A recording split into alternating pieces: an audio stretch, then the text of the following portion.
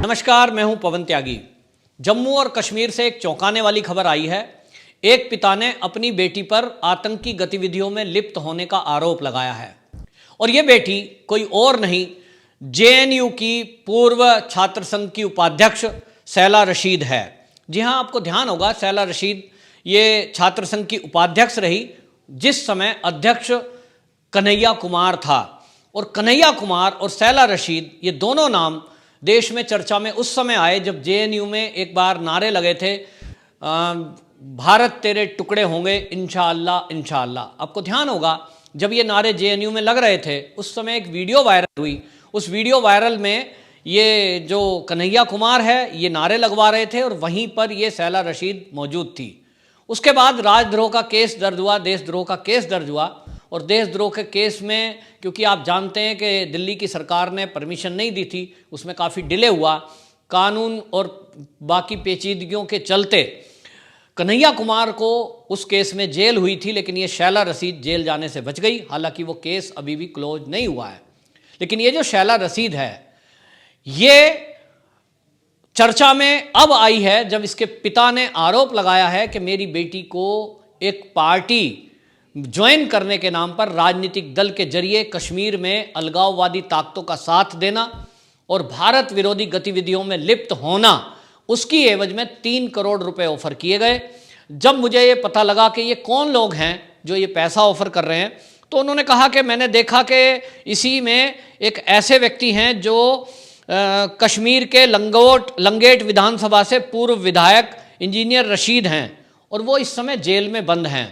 तो कहते हैं कि जब मैंने देखा कि ये जेल में बंद जो रशीद है ये एनआईए ने इनको बंद किया है और हवाला के जरिए विदेशों से पैसा आकर अलगाववादी ताकतों के जरिए कश्मीर में ये पाकिस्तानी मूवमेंट को चलाना, आतंकवादी मूवमेंट को मदद करना और एनजीओ के जरिए वहाँ योजनाबद्ध तरीके से भारत विरोधी गतिविधि करना, इन सब में जो लिप्त व्यक्ति है उसका उस पार्टी से कनेक्शन है और उसी पार्टी को मेरी बेटी ज्वाइन करने जा रही है।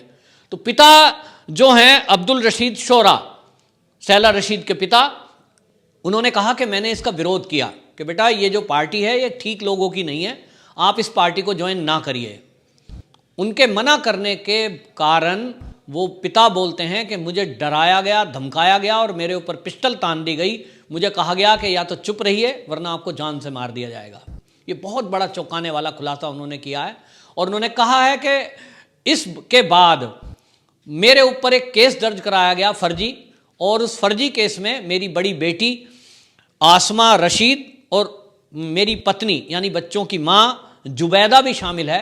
और मेरे को कहा गया कि मैं घरेलू हिंसा करता हूँ, जिसके कारण पुलिस के जरिए मुझ पर दबाव बना गया और मुझे घर में जाने से रोका जा रहा है। उन्होंने कहा कि घर के अंदर से एक्टिविटी चल रही है, आतंकियों का साथ देने की एक्टिविटी, और राजनीतिक दल के नाम पर कश्मीर में भारत विरोधी गतिविधियां चल रही हैं। उन्होंने नाम जिस पार्टी का लिया वो है जम्मू कश्मीर पीपल्स मूवमेंट। ये वो पार्टी है जो ध्यान में होगा आपको कि इस देश में हमारे यहाँ आईएएस परीक्षा 2010 में जिन्होंने टॉप की, शाह फैजल, ये इन्होंने टॉप किया था और उन्होंने इसको गृह राज्य चुना और कश्मीर में नौकरी करना इन्होंने खुद से चुना। 9 साल अपनी इन्होंने सेवाएं भी देश को दी, लेकिन 9 साल बाद इन्होंने अचानक एक दिन इस्तीफा दे दिया और ये पार्टी ज्वाइन कर ली और पार्टी के अध्यक्ष बन गए। जब ये चर्चा में आया शाह फैजल नाम के, ऐसा आईएएस में जो टॉप कर रहा है वो अचानक देश विरोधी भाषाएं क्यों बोलने लगा, वो भारत के विरोध की भाषा बोलने लगे, वो सीएए के विरोध में आ गए। उन्होंने बयान दिए धारा 370 नहीं हटने देंगे, लेकिन उसी पार्टी को ज्वाइन करती है सैला रशीद। और सैला रशीद, मैं बताऊं आपको कि ये वही छात्र संघ की पूर्व अध्यक्ष है जो जेएनयू में टुकड़े टुकड़े गैंग को चलाता है। ये बहुत ही खतरनाक है और इस खुलासे से एक और ये लग रहा है कि जेएनयू वास्तव में किस तरह से देश विरोधी गतिविधियों का एक केंद्र बनकर उस समय काम कर रहा था। तो इसमें जो सैला रशीद के पिता हैं उन्होंने कश्मीर के पुलिस महानिदेशक को लिखित में कंप्लेंट दी है और उन्होंने उनको ये लिखित में दिलबाग सिंह को कंप्लेंट देते हुए कहा है कि मेरी बेटी की ठीक से जांच की जाए, इसके साथ कौन कौन लोग मिले हैं, मेरी बेटी की क्या क्या एक्टिविटी हैं, और विदेशों से जो पैसा आ रहा है वो हवाला के जरिए आता है, वो कैश ट्रांजैक्शन भी होती है, लेकिन उसके बावजूद मेरी बेटी के सभी खातों की जांच की जाए, क्योंकि पिता के विरुद्ध घरेलू हिंसा की जो कंप्लेंट थाने में की है, वो बोल रहे हैं कि वो एक सरकारी दस्तावेज स्टैम्प बन गया है। बाई चांस सैला रशीद ने उस कंप्लेंट को लिखते हुए ये लिखा है कि मैं बेरोजगार हूं, इसलिए मुझे घर में रहना पड़ता है और मेरे पिता मेरे साथ टॉर्चर करते हैं, मारपीट करते हैं, मैं घरेलू हिंसा की शिकार हुई हूं। तो पिता कहते हैं कि ये अगर बेरोजगार है, जो इसने खुद एप्लीकेशन में लिखा है, तो करोड़ों रुपए का जो इसके द्वारा खर्चा हो रहा है और इसके खाते की जो ट्रांजैक्शन है, जब उसको सरकार चेक करेगी, एनआईए जांच करेगी, तो पता चलेगा कि करोड़ों रुपए आए गए हैं। अब सवाल उठता है कि ये जो हवाला के जरिए यूएई और पाकिस्तान से ये फंडिंग हो रही है सैला रशीद को, ये क्यों हो रही है? तो मैं आपको उसका रीजन बताता हूं। ये जो सैला रशीद है, ये तो पार्टी में अब इसने ज्वाइन किया, जो ये पार्टी जेकेपीएम है, लेकिन इसके पहले ये नेशनल कॉन्फ्रेंस पार्टी में भी रही है। और आपको मैं बता दूं कि नेशनल कॉन्फ्रेंस और पीडीपी, इन दोनों पार्टियों पर एक आरोप लग रहा है। एनआईए ने बहुत एक खुलासा किया है कि कश्मीर के अंदर जो सुरक्षा की दृष्टि से अति महत्वपूर्ण स्थान है, उन स्थानों पर पश्चिम बंगाल से लाकर रोहिंग्याओं को बसाया गया, बंगाल के लाकर के रोहिंग्याओं को बसाया गया। और एनआईए ने अपनी रिपोर्ट में खुलासा किया है कि एक एनजीओ बनाकर, ये नेशनल कॉन्फ्रेंस, पीडीपी और ये दल भी इसमें मिला रहा है, जेकेपीएम, और इन्होंने एनजीओ बनाकर रोहिंग्याओं को गरीब बताकर उनके लाने की, खाने पीने की, रहने की व्यवस्था की, और कश्मीर के अंदर उनको अति संवेदनशील एरिया में, जो सुरक्षा की दृष्टि से बहुत महत्वपूर्ण था, उस एरिया में लाकर के बसाया। और जब वो बसा दिए, फिर उन्होंने उत्पात मचाना शुरू किया। और ये, जैसा कि मैंने बताया कि ज़्यादातर पार्टियां उसमें शामिल थी, एनजीओ के नाम पर राजनीति कर रहे थे। तो रोहिंग्याओं को इन्होंने मदद करना शुरू किया, जिसमें नेशनल कॉन्फ्रेंस भी मिल गई, पीडीपी भी मिल गई और इसमें जेकेपीएम भी मिल गई। इसके बाद रोहिंग्याओं ने वहां जिस क्षेत्र में वो रहते थे वहां उत्पात मचाया, हिंसाएं करनी शुरू की, अपराध करने शुरू किए। तो जो वहां लोग रहते थे वो वहां से अपने अपने मकान छोड़कर जाने को मजबूर हो गए।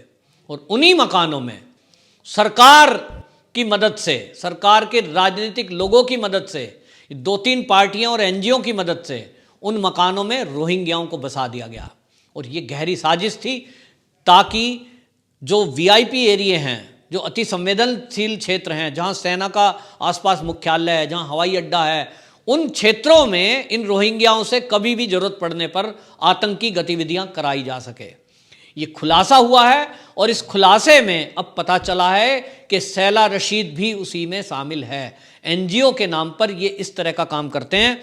और आपको बताऊं कि इसमें ये जो है सेना पर सैला रशीद ने आरोप लगाया था, ट्वीट के जरिए एक अभियान चलाया था। और ये सैला रशीद वो है जिसने कहा था कि कश्मीर के अंदर सेना के जो लोग हैं वो बलात्कार करते हैं, वो महिलाओं का उत्पीड़न करते हैं, इस तरह का आरोप लगाया था। उस टाइम सेना को घेरने में ये नेशनल कॉन्फ्रेंस, पीडीपी और कांग्रेस भी इसमें शामिल हुई थी। सेना का काफ़ी अपमान करने की कोशिश की थी और दबाव बनाया था कि वहाँ से किस तरह से सेना को, जो वहाँ कश्मीर में आतंकवादियों के खात्मे के लिए मूवमेंट चला रही थी, उस मूवमेंट को रोक दिया जाए। तो सैला रशीद वो लड़की है जो कोई भी आरोप कुछ भी कभी भी लगा देती है, और इसने दिल्ली पुलिस पर भी आरोप लगाए थे और उसके कारण से राजद्रोह का केस भी दर्ज हुआ था। सीएए के विरोध में बहुत बयानबाजी इसने उल्टी सीधी की थी। और आज यही सैला रशीद ने अपने पिता पर भी आरोप लगा दिया है, और ये पिता को पिता कहना मंजूर नहीं करती। वो कहती है बायोग्राफिक मेरे ये पिता हैं, एक्चुअल में नहीं हैं। तो उसका क्या मतलब है हमें पता नहीं, लेकिन जो जेएनयू का टुकड़े टुकड़े गिरोह है, ये उसकी सदस्य है। और अब ये सवाल उठता है कि जब एक सैला रशीद का ये खुलासा उसी के पिता ने किया है कि करोड़ों रुपए की फंडिंग यूएई और पाकिस्तान से हो रही है, इसके जरिए आज तक मैं आपको बता दूं कि लगभग 5,514 लोगों को, रोहिंग्याओं को, बांग्लादेशी रोहिंग्याओं को कश्मीर के अंदर प्लानिंग से बसाया गया है संवेदनशील क्षेत्र में, और एक पार्टी का नाम देकर, राजनीतिक दल बनाकर ये सरकार के विरुद्ध, भारत सरकार के विरुद्ध आग उगलने का काम करती है। वहीं कश्मीर के युवाओं को और वहां के लोगों को भड़काने का काम करती है।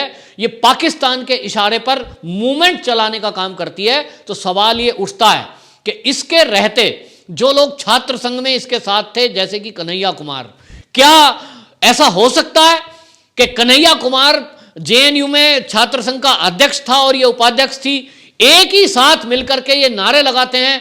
उमर खालिद नारे लगाता है, भारत तेरे टुकड़े होंगे इंशाअल्लाह इंशाअल्लाह।